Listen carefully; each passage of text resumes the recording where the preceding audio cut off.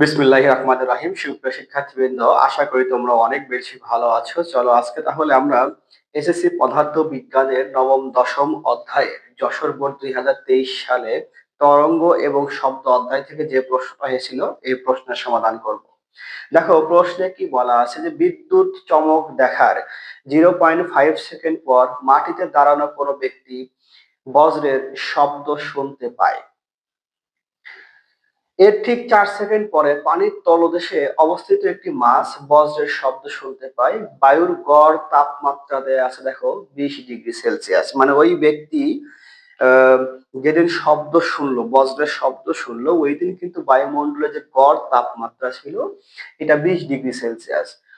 পানিতে শব্দের দ্রুতি দেওয়া আছে, বেগ হচ্ছে 1460 মিটার পার সেকেন্ড, এবং 0 ডিগ্রি সেলসিয়াস তাপমাত্রায় বাতাসে শব্দের বেগ এখানে কিন্তু বলেই দেওয়া আছে 332 মিটার পার সেকেন্ড।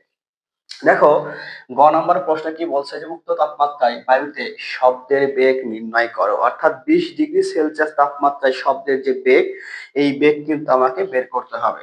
তো দেখো 0 ডিগ্রি সেলসিয়াস তাপমাত্রায় সব যে শব্দের বেগ, সেই শব্দের বেগকে আমরা ভি1 দিয়ে প্রকাশ করবো। সো টি1 এর মান হচ্ছে কি 0 ডিগ্রি সেলসিয়াস মানেই 273 কেলভিন। ভি1 এর মান দেখো দেওয়া আছে 332 মিটার পার সেকেন্ড। এবং ওই ব্যক্তি যেদিন শব্দ শুনলো সেদিন কিন্তু বায়ু তাপমাত্রা ছিল 20 ডিগ্রি সেলসিয়াস। তার মানে কি টি2 এর মান হবে 20 ডিগ্রি সেলসিয়াস। একে যদি কেলভিনে নিয়ে যাই তাহলে এর সাথে 273 কি করতে হবে, যোগ করতে হবে। তার মানে কত আসলো, 293 কেলভিন। এবং এই তাপমাত্রাতে শব্দের আসলে বেগ কত, ভি2 এর মান আমাকে বের করতে হবে। সো আমরা কিন্তু জানি যে আমরা আমরা জানি যে ভি1/ভি2 সমান সমান √/টি1 ডিভাইডেড √/টি2। এবার তাহলে খেয়াল করো তো, তোমার ভি2 এর মান লাগবে। সো ভি2 সমান সমান কি লেখা যায়, ভি1 আর টি1 গুণ ভি1 √/, কি হবে, টি2 গুণ হবে, নিচে ভাগ হবে কি দ্বারা, টি1। এবার মান বসাই, মান বসালে কত মান বসাবো দেখো তো। ভি1 এর মান 332, টি2 এর মান 293 এবং টি1 এর মান 273 কেলভিন। তাহলে ভি2 এর মান কত আসে এটা একটু বের করে দেখো, যে 332, তাহলে যে মানটা আসে সেই মানটা হচ্ছে 343.946 এত মিটার/সেকেন্ড। তাহলে আমার ভি2 এর মান আসলো কত, ভি2 এর মান কিন্তু আসলো 343.946 মিটার/সেকেন্ড। ওকে, আশা করি তোমরা বুঝতে পেরেছো। এরপর দেখো আমি এখানে কিছু ছবি অঙ্কন করে রেখেছি, এই ছবিটা আসলে অঙ্কের সাথে কানেক্টেড। এবার ঘ নম্বর অঙ্কটা দেখো, যে ঘ নম্বরের প্রশ্নটা বলো। সেখানে বলা আছে যে বিদ্যুৎ চমক দেয় 0.5 সেকেন্ড পর মাটিতে দাঁড়ানো কোনো ব্যক্তি শব্দ শুনতে পায়। অর্থাৎ এখানে যদি বিজলি চমকায় মানে শব্দ উৎপন্ন হয়, সেই শব্দটা এই ব্যক্তির কাছে আসতে সময় লাগে 0.5 সেকেন্ড। এবং এই ব্যক্তির কাছ থেকে এই মাছ পর্যন্ত আসতে দেখো এর ঠিক 4 সেকেন্ড পরে পানির তলদেশে অবস্থিত একটি মাছ সেই বজ্রের শব্দ শুনতে পারবে। অর্থাৎ এই ব্যক্তির কাছ থেকে মাছ পর্যন্ত আসতে শব্দের সময় লাগে আমার 4 সেকেন্ড। এখন প্রশ্ন কি বলছে যে শব্দের উৎপত্তি স্থল হতে ব্যক্তি ও মাছের দূরত্ব কত নির্ণয় করো। খেয়াল করো যে শব্দের উৎস থেকে এই ব্যক্তির দূরত্ব কত, এবং এই শব্দের উৎস থেকে এই মাসের ডিস্টেন্সটা কত। তাহলে আমি কি করতে পারি, আমি পারি হচ্ছে এইটুকু দূরত্ব এবং এইটুকু দূরত্ব যদি বের করতে পারি, তাহলে শব্দের উৎস থেকে মাসের দূরত্ব কি হবে, এই দূরত্ব আর এতটুকু দূরত্ব যোগ করে দিলেই কিন্তু হয়ে যাবে। ওকে, তাহলে ঘ নম্বরের প্রশ্নে দেখো যে ঘ নম্বরে কি, যে শব্দের উৎস থেকে আমার এই ব্যক্তির কাছে আসতে যে আহ, সময় সেটা 0.5 সেকেন্ড। তাহলে আমরা কিন্তু এখানে অতিক্রান্ত দূরত্ব S1 সমান সমান দিতে পারি কি, ভি1 টি1। সো প্রথম ক্ষেত্রে সবগুলো 1 দিয়ে দিলাম।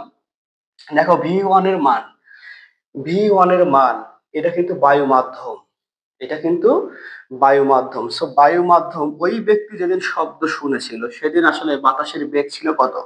343.946 মিটার পার সেকেন্ড। তোমাকে কিন্তু এই 332 মিটার পার সেকেন্ড দিয়ে করলে অঙ্ক হবে না, কারণ ওই দিন ব্যক্তি যে শব্দ উৎপন্ন করেছিল, তার সরি উৎস থেকে তার কাছে শব্দ এসেছিল, ওই দিন বায়ুর বেগ ছিল 343.946 মিটার পার সেকেন্ড। সো এখানে ভি ওয়ান এর মান আসলে কত হবে? ভি ওয়ান এর যে মানটা সেটা হবে 343.946 ইন্টু টি1। এইখান থেকে ব্যক্তির কাছটা আসতে সময় লাগছে 0.5 সেকেন্ড। 0.5। তাহলে আমি যদি এই মানটা ক্যালকুলেশন করি যে গুণ 0.5, তাহলে মোট দূরত্ব কত আসে? 171.97 মিটার।